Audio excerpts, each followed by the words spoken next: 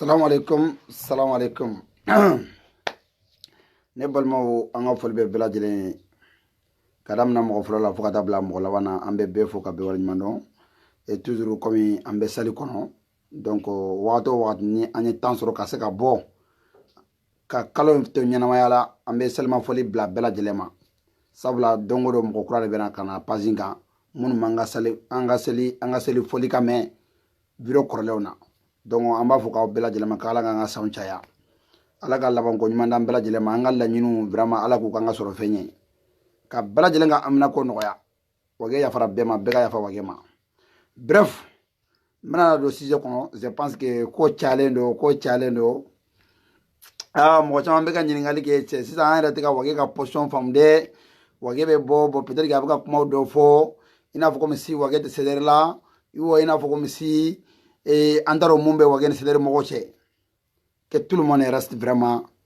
tranquille, tranquillement tranquille. Wage est toujours Wage.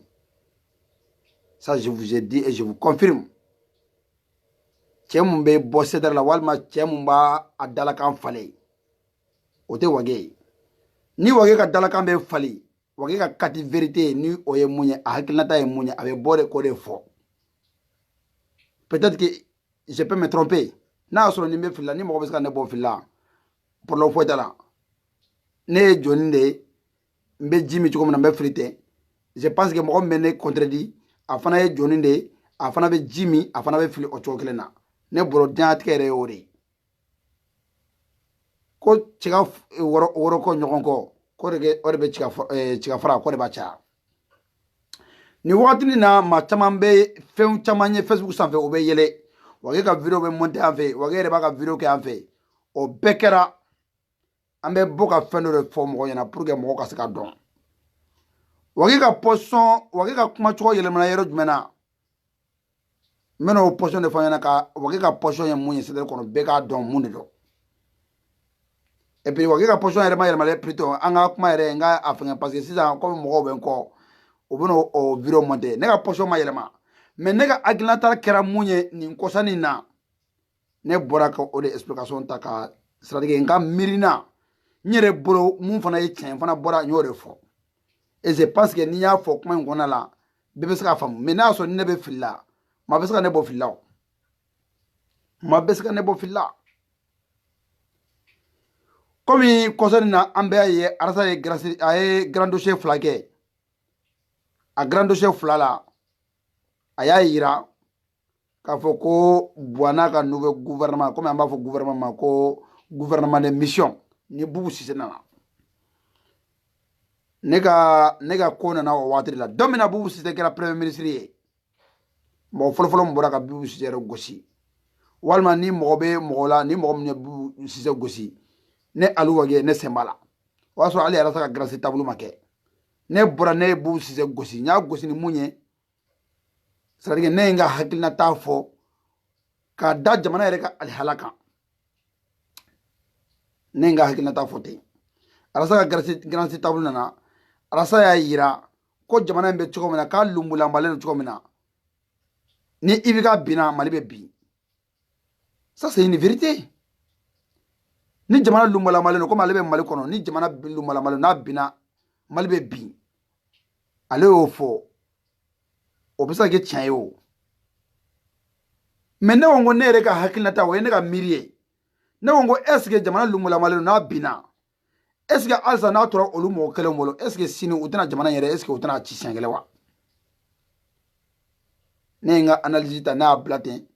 k'a dɔn k'a fɔ ko an ka denmisɛnninw ka école tagara bɔgɔ la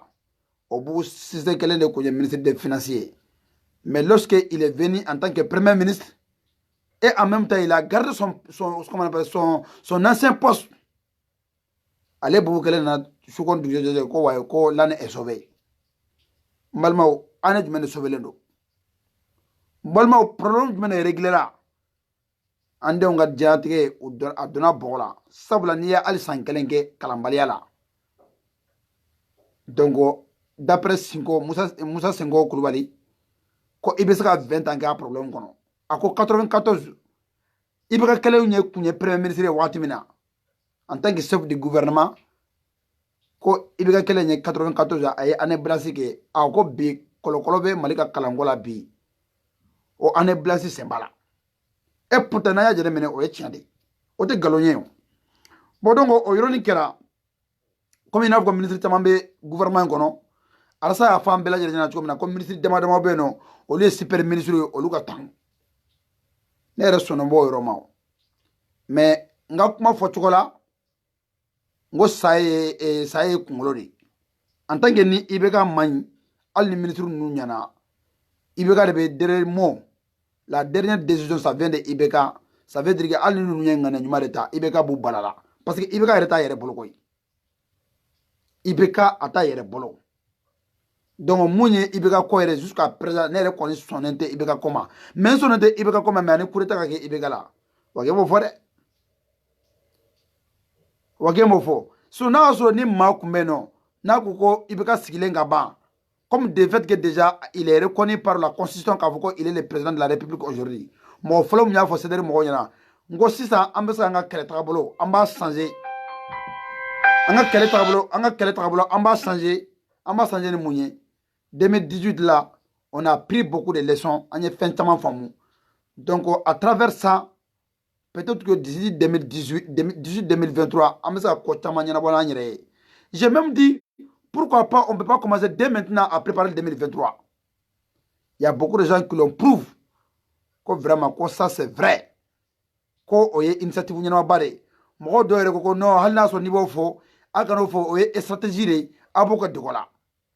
bonne bolo jamana ko kele do ne bolo ça veut dire nambe 2023 préparé à tesaka mo ko 2018 la ma chama de beno nanu kunjara ka franyo ka fuka nga voter mais smala sujazira wati mina olu do tara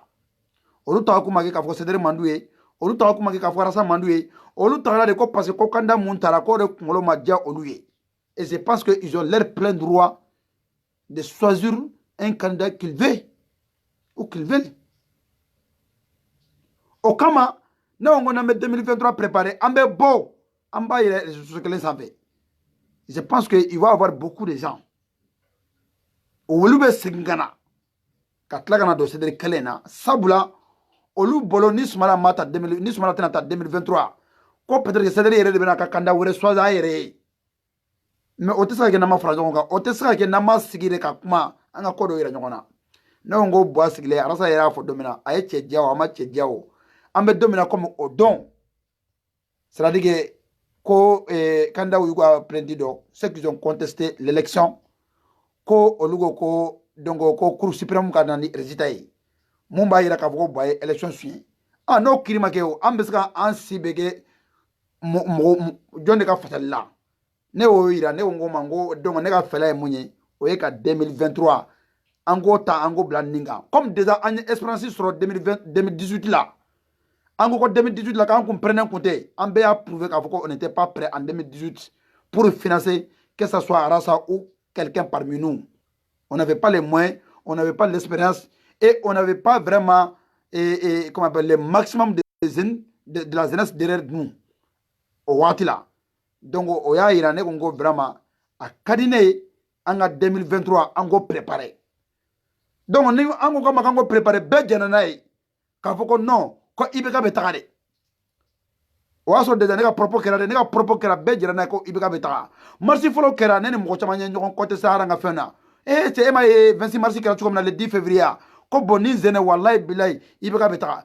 asoro fu serva be ka kuma ko ibika tetoi ne ngo bon ne out dans le mode là o ka anga tola ngo sino ne bolo 2023 avec un mo yana ka fo 2023 ka jande mais wallahi ngo 2023 be comme iba fo pangongele ani nyawawa simatri bolo 2023 te foye donc ani contrat ango ko ani sumala farala nyonga élection banen ko be anya ira bela nya bela ka foko donc ko maintenant kan sumala ka ko bana ambe sengana nga société civile kono donc nan sengana ka nga société civile kono moi je pense que nous devons prendre notre position et autant pourtant ka foko mena mo demola ne kunga ne ore blanc kunga ambe tanga société civile kono mais en même temps 2023 ambo préparer nani ma chama kele keola donc na fera ka fo ibeka betaka anya to beda ibeka la orila ibeka mata mais bi k'a fɔ k'an bɛ se k'a fɔ k'an bɛ IBK kelen soutenir ne ko n ko o fana non an bɛ to an ka position kelen de kan parce que an y'a yira cogo min na k'a fɔ ko IBK tɛ taga dɛ k'a fɔ ko IBK bɛ taga dɛ an bɛ to o position kelen de kan parce que ne b'a dɔn bilan de tɛ IBK bolo en réalité sinon ministre minnu donna IBK ka gouvernement kɔnɔ ne t'u contrôle la dɛ et puis surtout monsieur Tcheblen Dramé a ye acte min kɛ c'est un acte bravoure o bɛ fɔ je pense que o tɛ ne kɛlɛ ye maa caman b'o kɛ o ye ne ka hakilina de arasa bɔra arasa kumana ka hakilina kan a y'a yira mun cogo min na ne m'a faamu o sens fɛ parce que ne ka faamuyali la ne ye mun faamu ne bɔra n'o de parce que ne b'a dɔn nin ye rebelle kelenw n'i y'a ye k'a fɔ ko bi ko Mali yɛrɛ lajabara ko Mali yɛrɛ tɔgɔra ko ka Mali yɛrɛ c'est-à-dire ka Mali yɛrɛ ta k'a da lɛfɛ kan ka Mali danbe n'a ka dignité n'a ka fɛn bɛɛ k'a bɛɛ ta ka bɔ Mali kan bonya mun tun b'a an kan ka tila ka ta ka bɔ an kan nin rebelle kelen de y'a kɛ o dogolen tɛ cɛ la o dogolen tɛ muso la certes mɔgɔ dɔw bɛ k'a fɔ ko France ye Mali jugu ye France ka kɛ Mali jugu ye ok o ka kɛ tiɲɛ kɛ mais est ce que jugu bɛ yen nɔ mun ka jugu ka tɛmɛ nin jugu kan wa walima i ka sokɔnɔ jugu ma dala ni jugu bɛ yen nɔ mɔgɔ min ka jugu ka tɛmɛ i yɛrɛ ka sokɔnɔ jugu kan donc ne ko n ko o yɔrɔ kama cɛbilen ye mun kɛ ne sɔnna o ma ne tɛ a fɔ k'a fɔ ko n bɛ kuma ni mɔgɔ wɛrɛ ta ye mais IBK ka bilan ne ko n ko n'an bɛ IBK soutenir n'an ko an bɛ ministre ninnu soutenir d'abord an b'an miiri k'a lajɛ est ce que nin ministre ninnu bɛ jɔn de bolo baara la o bɛ président Ibrahim Boubacar Keïta de bolo donc hali ninnu mana décision ɲɛnama ta sinon fɛn fɛn bɔra IBK ka gouvernement kɔnɔ ka tɛmɛ an bɛ se k'a fɔ ko dɔw bɛ yen nɔ olu man ɲi olu ŋaniya man ɲi olu ta ye wariko ye mais walahi hɔrɔn tun bɛ yen dɛ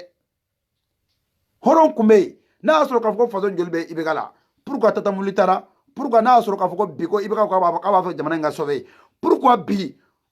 Boubou Cissé ministre de l'économie ye pourquoi il est le premier ministre aujourd'hui alors que Boubou Cissé b'a dɔn k'a fɔ ko Tata Muli kunkolo bɛ baara kɛ n'ale ye pourquoi Boubou Cissé ma taa Tata Muli nɔfɛ ni faso ko de don ni faso ko de don pourquoi Boubou Cissé ma taa Tata Muli nɔfɛ alors que Tata Muli aussi il est qu'on appelle il est comptable. C'est un économiste.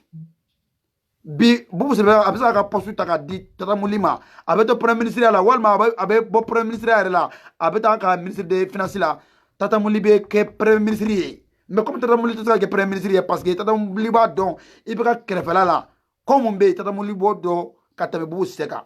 mais Boubou Cissé ka to Tata Muli kɛrɛfɛ a ka to premier ministre la yen nɔ a ka Tata Muli ta a ka bila ministre des finances la walahi bilahi an bɛna tiɲɛ dɔn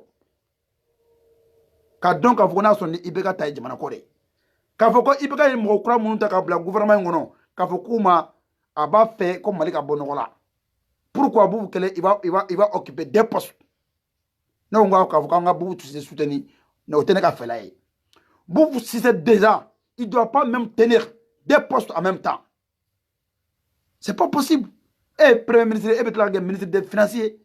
o ye mun de yira suɲɛni fɛn fɛn kɛra magistrat ye grève kɛ o a ma dogo cɛ la a ma dogo muso la magistrat ye grève kɛ k'a yira diɲɛ bɛɛ la ko 3,5 milliards k'o wari suɲɛna o kɛra Boubou Cissé kelen de tile la fo bi jɔn ye mankan ye ka bɔ Boubou Cissé kelen o problème réglé ani magistrat cɛ olu y'u ka baara ta ka daminɛ an minnu tun bɛ ka bɔ su ani tile 24 heures sur 24 heures ka magistrat kelen ninnu k'a fɔ k'an ka soutien b'u yɔrɔ u ka problème ɲɛnabɔra fo ka bila bi la aw ye u ye mun de kɛ mais tandis que an ka écoledenw anw yɛrɛ denw olu ka diɲɛlatigɛ donna bɔgɔ la maliyɛn den bɛɛ lajɛlen ɲɛna hɔrɔnden bɛɛ lajɛlen ɲɛna an ko k'a ma ko an bɛ Mali fɛ maliyɛnw an k'an sigi ka lajɛ IBK kelen y'a dɔn IBK ye kuma min fɔ aw ɲɛna kunun IBK ko comme mɔgɔ b'a ni ko ko kunun a ka bila kunna parce que 94 ou 94 ou 98 de wa ko IBK ko a ma ko dans toute façon ko fantandenw a y'a ban ka kalan kɛ k'olu den bɛ taa kalan kɛ jamana kɔ kan o bɛ tila ka na o denw bɛ tila ka na anw mara bi Karimu filɛ nin ye hali n'a sɔrɔ n'a ma kalan a bɛ ka maliyɛnw mara wa a tɛ ka maliyɛnw mara kuma bɛ yen de grève kelen ka année blanche kelen kɛ o IBK kelen diɲɛ Mali kɔnɔ bɛɛ k'i sigi k'o lajɛ IBK kelen ka tila ka na tuguni ka année blanche wɛrɛ kɛ ɲinan tuguni en tant que président de la république maliyɛnw ma bɔ ka fɛn fara ɲɔgɔn kan n'an ko an bɛ Maliko kɛlɛ yɛrɛ kɛ e ko o yɛrɛ mun kɛra yɛrɛ ma dala ni kɛlɛ kan ka kɛ ka tɛmɛ o yɛrɛ kan Boubou Cissé bɛ se ka na cogo jumɛn na suko ani dugusɛjɛ cɛ k'o ma ko a sauvera o mun mako bɛ maliyɛnw na wa u ma yɛlɛ anw na ba u yɛlɛna anw fantandenw na mais n'a y'a sɔrɔ ko malo kan ka hɔrɔn faga wallahi ninnu kan k'u sigi de ka miiri k'a fɔ ko tiɲɛ na an ye mun kɛ ninnu na wallahi u b'a ni sara u b'a ni fɛn bɛɛ cɛ mais lahara don an n'u bɛ kiri mais n'i y'a ye n'i ko k'i ka ko bila lahara ko la o y'a sɔrɔ i dɛsɛra de sinon normalement ni dɛsɛ tɛ wallahi billahi i bɛ ka n'a ka gouvernement ye an tun bɛ wuli an b'a fɔ ko mɔgɔ si ma ko mɔgɔ ka coup d'état kɛ ne de ko n ko ne Alu Wage ne ma mɔgɔ wɛrɛ fɔ ne Alu Wage i bɛ ka n'a ka nin gouvernement ninnu m'a fɔ ko ni mɔgɔ min ye ɲuman kɛ ko o tɛ fɔ dɛ ni hali ye ɲuman kɛ i n'a fɔ cɛbilen ta kɛra cogo min na moi je salue son acte je salue son bravoure n b'a fɔ n b'a kɛ mais hali sini ni cɛbilen nana ka tɔnbɛ piège wɛrɛ kɔnɔ a tɛ bali ne la parce que ne b'a dɔn i bɛ ka b'i ta de k'i utiliser k'i tɔgɔ tiɲɛ k'i bila i bɛ ka bɛ mɔgɔ ta k'a bila kɔnɔ a ka gouvernement kɔnɔ a b'i bila parce que k'i la nɔgɔ k'i bila k'i ka carrière politique ka tiɲɛ c'est pour ça bi ne bɛ Sumala Sise ne b'a fɔ hali n'a y'a sɔrɔ k'a fɔ ko a ka allié b'a kɔnɔ y a pas de problème an yɛrɛ kɔni y'a yɛrɛ Sumala Sise la k'a fɔ k'a ma ko n'a y'i dɔn i bɛ ka gouvernement kɔnɔ parce que waati min na an bɛɛ tun bɛ ka soupçonner anw de votera ye an ko ma ko n'a donna i bɛ ka gouvernement kɔnɔ don o don an bɛ mun d'a kan Sumala b'o dɔn maliyɛndenw bɛɛ tun bɛna bɔ kalama mais Sumala a tenu il a respecté sa parole a bɛ se ka kɛ a ye ci bila ka taga a ye ciden dɔ bila ka taga mais a yɛrɛ ma taga o ciden a bɛ se k'i c'est-à-dire a bɛ se k'i sɛnɛ suma de mais a tɛ se k'i dusu sumaya o surtout ciden mun don il est responsable à lui-même donc Sumala ye anw fɛngɛw la donc a y'an ka kumakan na bato la moi je le salue bon mɔgɔw y'o yɔrɔnin de ta k'o propos ninnu ta k'a kɛ i n'a fɔ komi Alu Wage bɔra CDR la maintenant je m'adresse à mes collègues de travail du CDR n bɛna ɲɛsin olu ma k'a fɔ ko aw dɔw bɔra ka fɛn fɔ ma mɔgɔ si ma bɔ ka fɛn fɔ ma ala ko tiɲɛ vraiment n b'o yɔrɔnin n b'o foli labila CDR membre bɛɛ lajɛlen ɲɛna que ça soit jamana kɔnɔ ani jamana kɔ kan parce que a ye n bonya o y'a yira ne yɛrɛ la k'a fɔ ko donc Alu Wage bɛ CDR kɛlɛ la wa a bɛ Maliko kɛlɛ la mɔgɔw y'a dɔn k'a fɔ ko hali n'a y'a sɔrɔ ni o propos fɔra a kumana n'a yɛrɛ ka hakilinata ye maa si ma bɔ ka n jalaki ala ko tiɲɛ maa si ma bɔ ka n jalaki mais comme ni ko bɛ ka insister ka taga cogo dɔ la finalement a laban na maa hakilima surumaw dɔ b'a ta k'a kɛ i n'a fɔ komi ne t'a la bilen mɔgɔw bɛ commencer ka méfier mais CDR France comme kuma bɛɛ ne bɛ kuma ni CDR France kɔ de ne bɛ kuma ni CDR France kɔ de n ko n'a y'a sɔrɔ ni kɛlɛ bɛ yen walima n'a y'a sɔrɔ ni problème bɛ yen nɔ ko problème bɛ Alu Wage ni mɔgɔ cɛ walima k'a fɔ ko Alu Wage ye janfa dɔ siri CDR kama CDR France ɲɛ bɛ ne la o tulo bɛ ne la o bɛ ne dɔn ne ye maa qualité sugu min ye awa don o don ne bɛ baara mun kɛ CDR France ko la ne b'o kɛ ne bolo Arasibasi mun y'an ka ɲɛmɔgɔ ye n'a o y'an ka porte parole ye a yɛrɛ delila ka vidéo kɔrɔ la a y'a fɔ ko n'a filila ka an kan ka f'a ɲɛna ne de ye n ta bila ka kɛ fili ye peut-être que i b'a sɔrɔ maa caman bɛ yen nɔ ils ont pas audace k'a fɔ k'u bɛ bɔ ka explication di walima k'a fɔ k'olu ma sɔn gouvernement ka soutenir na mais u tɛ se ka argumenter walima u tɛ se vidéo kɛ la olu maaw fana bɛ yen mais Arasibasi ko a ma ko n'a y'a sɔrɔ n'a ye mun kɛ n'a filila an ka latile o kuma juguman yɔrɔ bɛ min a ko n'a filila an ka latile donc ni ne y'a jateminɛ k'a fɔ ko ka taa gouvernement soutenir k'a fɔ k'o ye fili ye parce que o ye fili ye mun de ye ne yɛrɛ bolo an ka crédibiliser parce que IBK ka dernier mandat de filɛ nin ye 5 ans à tout prix mɔgɔ tɛ se ka IBK labɔ tuguni on est tous d'accord sur ça donc IBK bɛ ɲuman kɛ o a bɛ juguman kɛ o maa o maa bɛ IBK dɛmɛ nin ko in na i k'a bila kunna k'a fɔ ko 2018 2023 la i bɛ ale caman de perdre i b'a perdre mun na parce que Mali bɛ retard fɛn fɛn na bi IBK de ye Mali bila a kɔnɔ IBK de ye cɛbilen ka qu'on appelle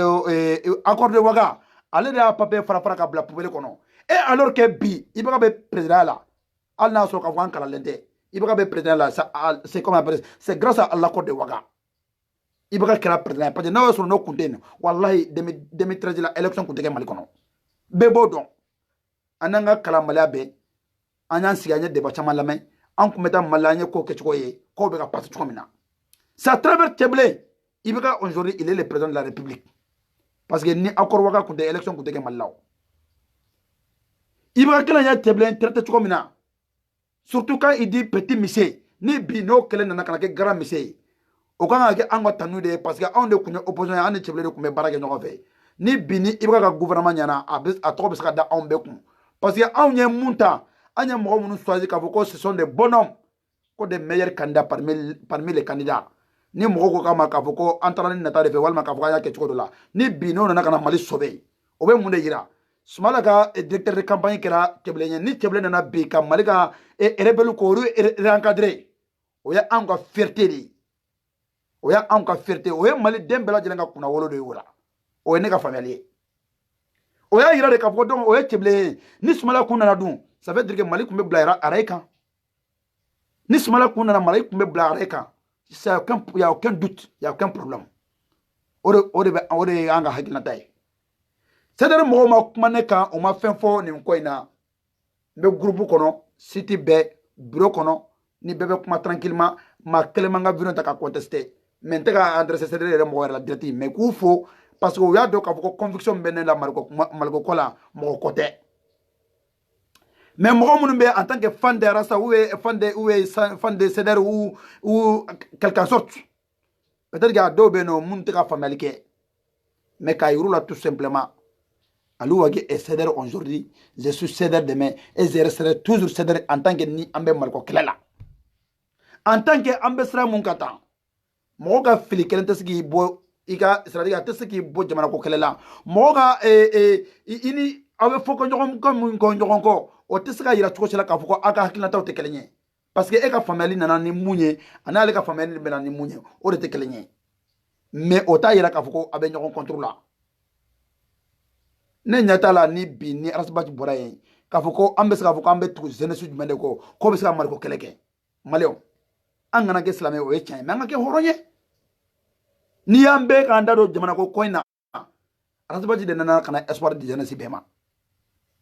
a tɛ k'a fɔ ko Arasabati tɛ ka fili kɛlɛ in kɔnɔ waati dɔ la o tɛ o mais Arasabati kɛlen bɛ se ka nin bɛɛ kɛ kuma la cogo jumɛn k'a fɔ k'i tɛ se ka fili ala yɛrɛ ko k'a ma k'ale ka kira yɛrɛ bɔlen kɔfɛ yen nɔ ko o danfɛn tɛ dugukolo kɔnɔ ko mun tɛ fili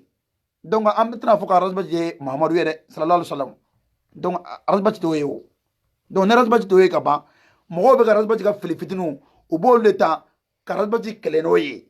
donc c'est comme si i n'a fɔ ko ɲuman mun ka ca dɛ olu t'o jateminɛ alors que ala yɛrɛ ko ale hali lagara don ale b'a ka jɔni yɛrɛ k'ale b'o juger ni fɛn mun ye ale b'a juger a ka ɲuman n'a ka juguman mais mun bɛ peser c'est-à-dire que mun ka ca ni mun ye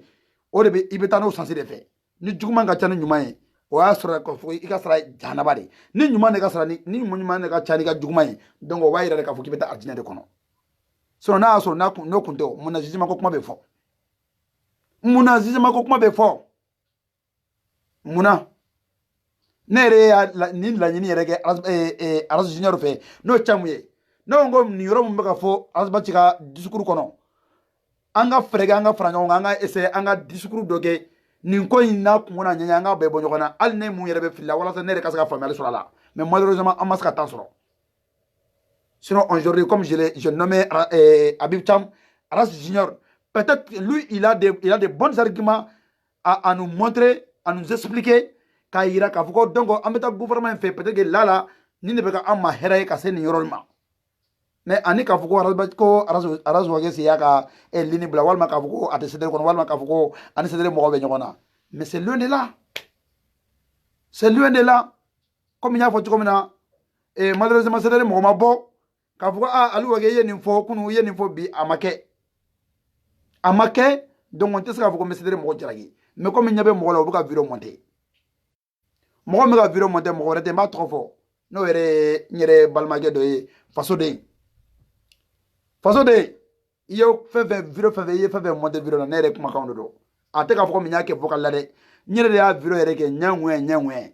ɲɛŋuwɛn donc o sotɛli t'o la o hali analyse kelen hali sini n'an tagara lagara ka na ne ye ne ɲininka n bɛ segin nin kuma kelen de kan mais si c'est faux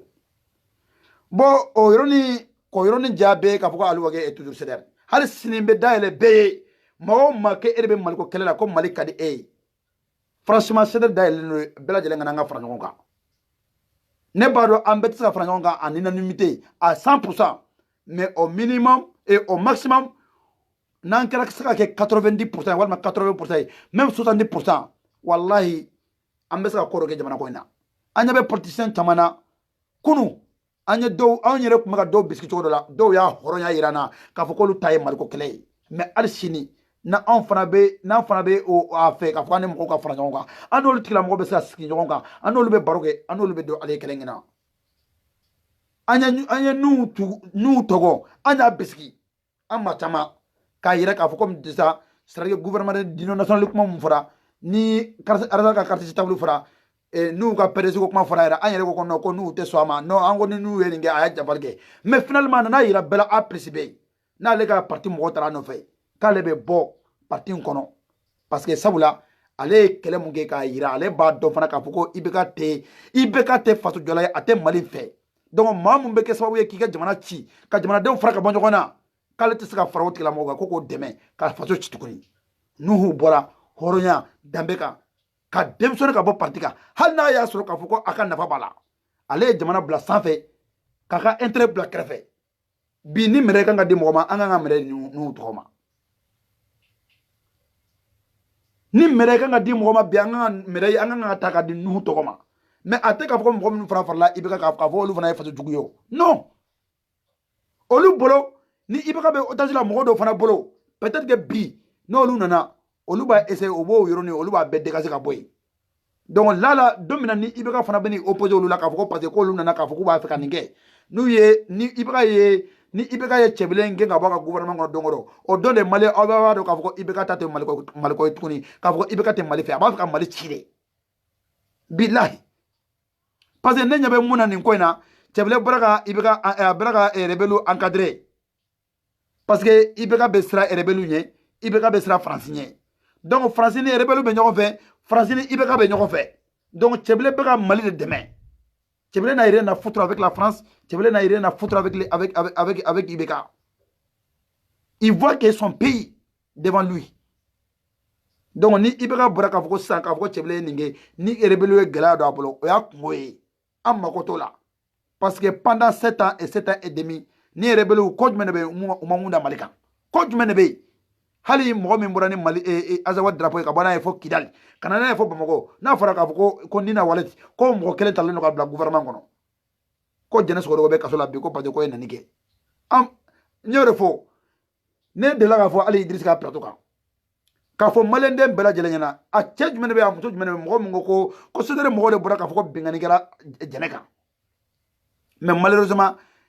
comme ni tiɲɛ bɛ CDR bolo olu ka bɔ k'a fɔ ko CDR ma ko vraiment a ye hɔrɔn ye o kuma ka gɛlɛn olu ma mais lorsque na anw bɔra ka mɔgɔw ka tiɲɛ la segin a ma don min na u b'a fɔ k'anw ye hypocrite ye u b'a fɔ k'an ye traître ye où est la cohérence où est la vérité donc faso den i ye vidéo mun monté vraiment a diyara n ye parce que i kɛra sababu ye ne wage yɛrɛ fɛla kun ye mun ye gouvernement ko in na i ye ne ka message ka lancer ka se mɔgɔw k'a dɔn k'a fɔ ko tiɲɛ na a wage ka fɛla ye nin de ye donc vraiment moi ça me fait vraiment plaisir n t'i accuser yɛrɛ wallahi n t'i accuser ne yɛrɛ i ka vidéo caman ka di ne ye koyi n m'a fɔ k'i ka kuma bɛɛ bɛ taa ne ka sens fɛ mais i ka ko caman bɛ yen nɔ i b'a montage kɛ i n'a fɔ komi i bɔra ka mun kɛ Abdou Niang ni Ba Farajo ka ko kan j'aime bien ces genres de vidéos j'aime bien ka galon ni tiɲɛ ta ka bɔ ɲɔgɔn na i ka vidéo laban i nana ka na mun kɛ ne ni Seku Tunkara ka ko la i ye yɔrɔ dɔw yira tiɲɛ na jɔngɔnɛ ala n b'a f'i ma ko merci beaucoup hali n'a y'a sɔrɔ k'a fɔ ko ne kun y'o de kɛ tiɲɛ ye mais e yɛrɛ ka kuma fɔli la i y'a fɔ cogo min na Jɛnɛ ka jugement ma kɛ donc Jɛnɛ ma condamné donc ni Jɛnɛ ma condamné ni président tɛ se ka ni mɔgɔ ma condamné ni président tɛ se k'o gracier bon tiɲɛ na ne fana kun ka faamuyali kun t'o kan mais i yɛrɛ ka kuma la i ye Seku de jalaki parce que ale ye politologue ye ale de ye diplôme b'ale de bolo doctorat b'ale bolo bon Seku fana m'o yɔrɔ ye mais je pense que k'a fɔ ko Seku ka faamuyabaliya de don k'a fɔ ko Seku t'a dɔn o tɛ émotion fana kun bɛ ka Seku ta peut-être Seku kun bɛ k'i panpan ka kuma caman f'a kɔnɔ o de y'a to peut-être Seku fana m'o yɔrɔ ye mais peut-être que je pense que e y'a dɔn cogo min na e yɛrɛ b'a dɔn k'a fɔ ko Seku ka diplôme bɛ e ka diplôme ɲɛ e b'a dɔn k'a fɔ ko Seku ye politologue ye e b'a dɔn Seku était un ancien professeur donc i tɛna se k'a fɔ ko Seku t'o yɔrɔ dɔn kɔni quand même Seku b'o yɔrɔ dɔn i ko a bɛ kɛ sababu ye ka Jɛnɛ ni CDR mɔgɔw ka kungo gɛlɛya ko Seku bɛ se ka fara ka bɔ an na ko Seku bɛ bɔ tuguni Seku bɛ tila ka an lajaba ni Seku y'o kɛ an bɛ Seku yɛrɛ n'a ka conscience n'a ka hɔrɔndenya de to ɲɔgɔn na don min na Seku bɔra Seku y'anw kɛlɛ don min na an ni Seku ye ɲɔgɔn ta ne wage ma fanani kɛ ma banani kɛ ma foyi kɛ mais Seku yɛrɛ de y'a yira karisa mbagara aw ma parce que ntara mali kono nye réalité ouye nye ko ouye munya yira na ka ko tiana ne re kumbe ka mogo do deme kala walma ne ni mogo do kumbe nyogon fe kala mais fenfe mbega ke banani fanani o adabora nunu de ya damine aw fenfe ale de ko ale segu yere ya yira kale bolo ka fuko ale be mali ko kala ka fuko c'est-à-dire ko ibeka te ate français fait ate emela mogo fait mais ale nana do ka fuko ibeka est devenu l'un des premiers complices avec la France et Emenela. Donc, ce que Makale Bora et Bekako Okama. Ce qu'on a eu à Touni, Kale Kodo Tamanka Auna, comme Mekaleba Boloflabla Anko, Aye, Kangaya Fama. Katlaga ira Ambe Momin Kono ye guide Rasbati. Katlaga ira Touni Kale Barasbat Makata Teke Fladoma. Et c'est Banade du Tramakoi. Rasbati ne se vous dira Yoromana, c'est de Mobeska Monde Bolatuni. Et puis surtout, la mère est là, Aye a fait des délits. Aye ya fadila nana ni sago nana tukuni ka foko sago be boni sidere mo wal maka ko be boni rasbache malendo de c'est-à-dire sago yere ba yere jije malendo be sago jije ka soro kelete woyete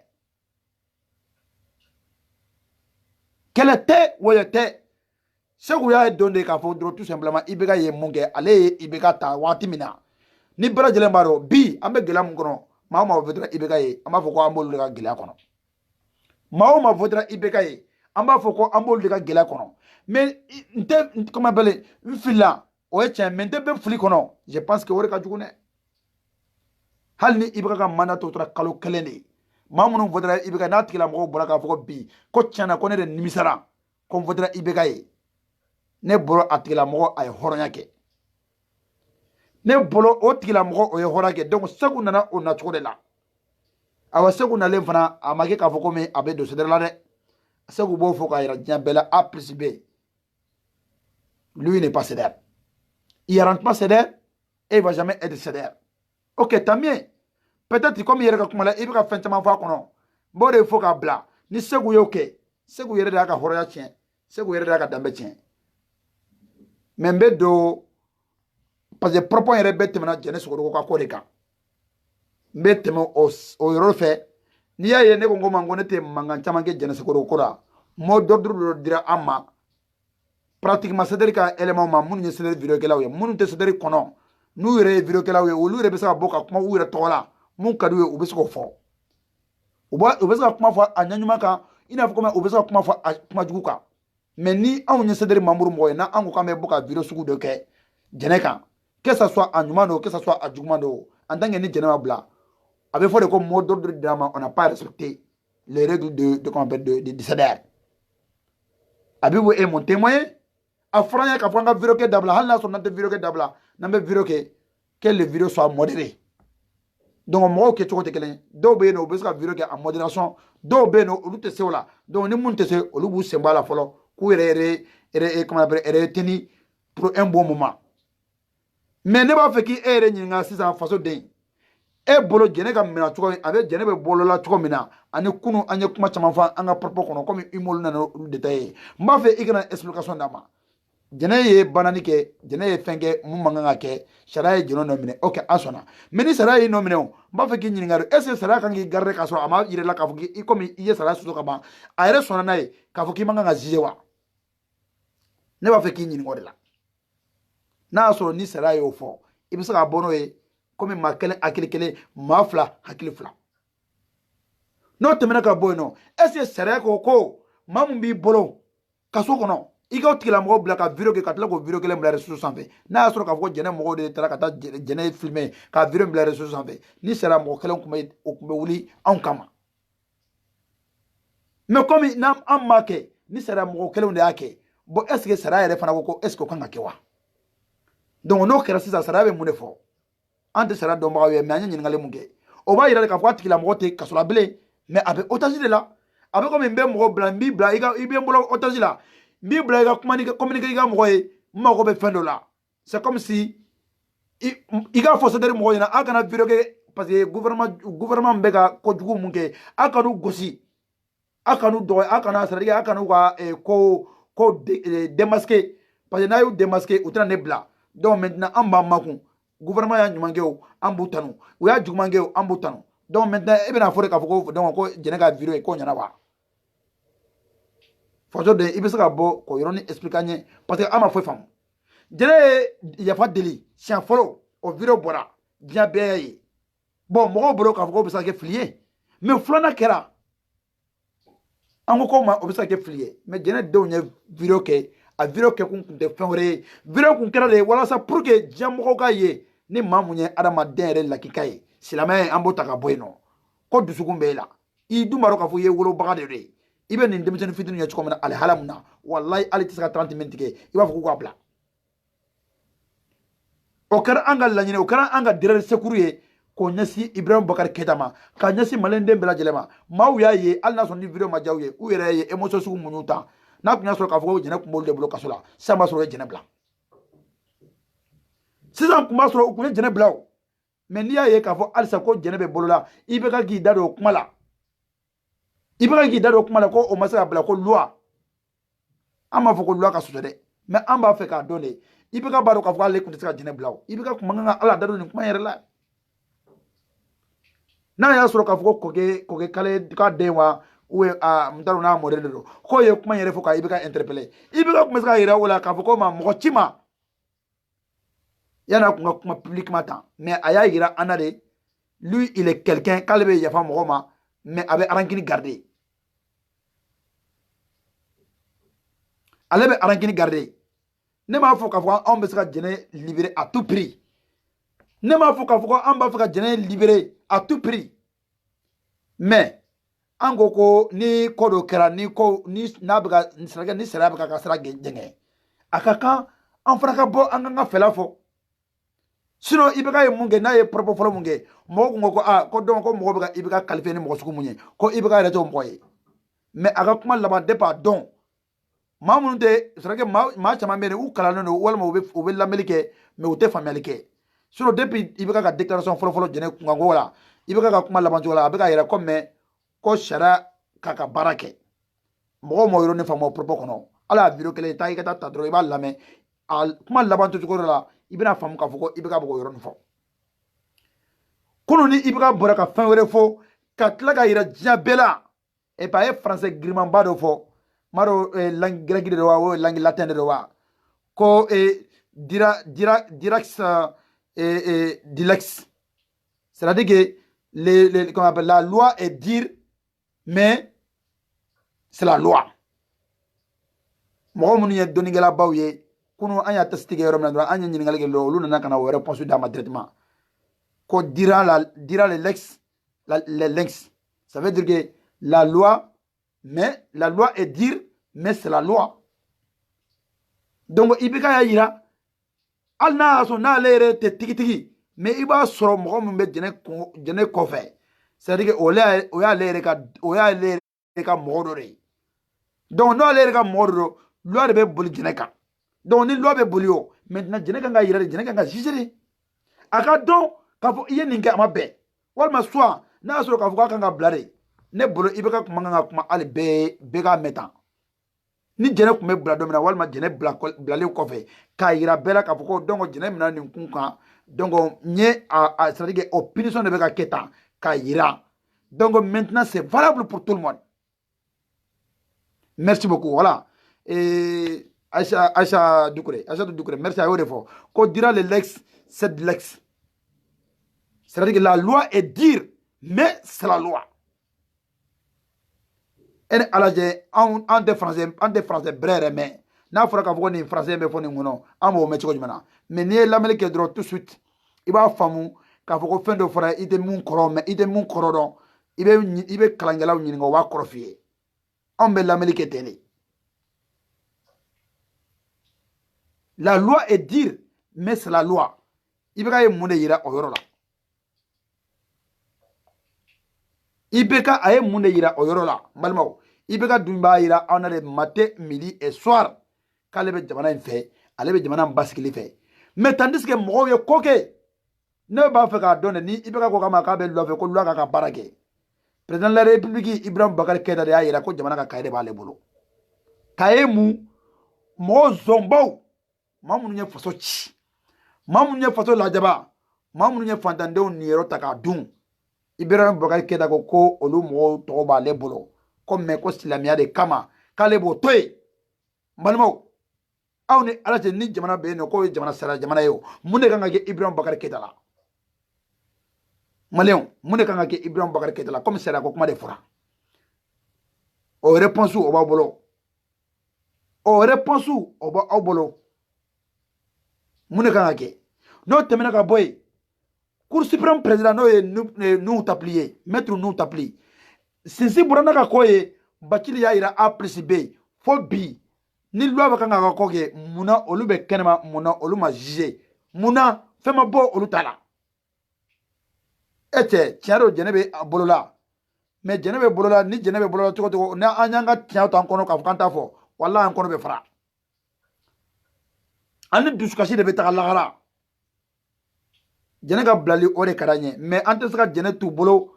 ko parce que ko lu be bo olu bu sago ka ana aloge andu nyabe ko do tiana kan fana kan o fo kambe ka jene kungo geleya ambe ka jene kungo geleya yoro jumena amma fananike amma bananike dongo do nunu ne be ka jamana façon ka ti ka nafolo ka ta ka dun le président de la république même lui-même prouve ambe muneketa balmo ambe muneke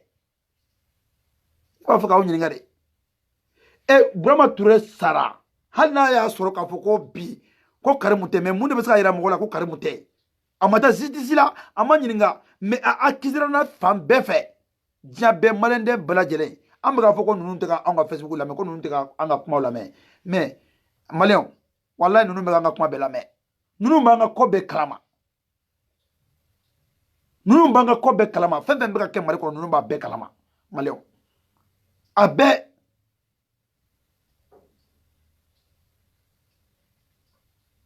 ode ne debalban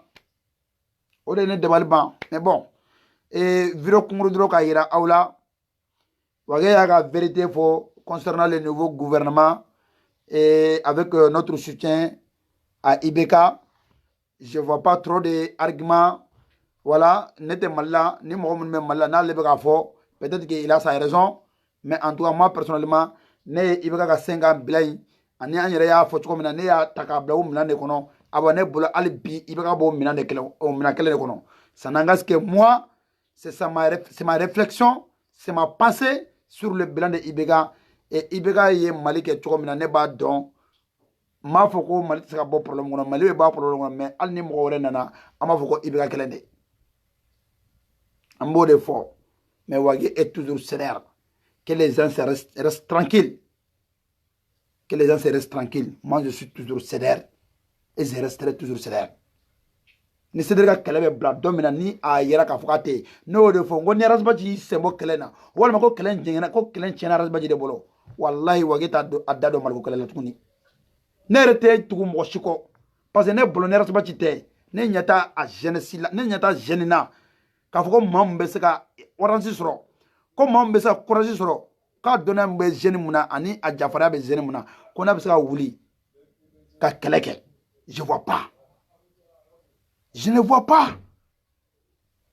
Je ne vois pas. Donc, il y a qu'à folie. Assalamu alaikum.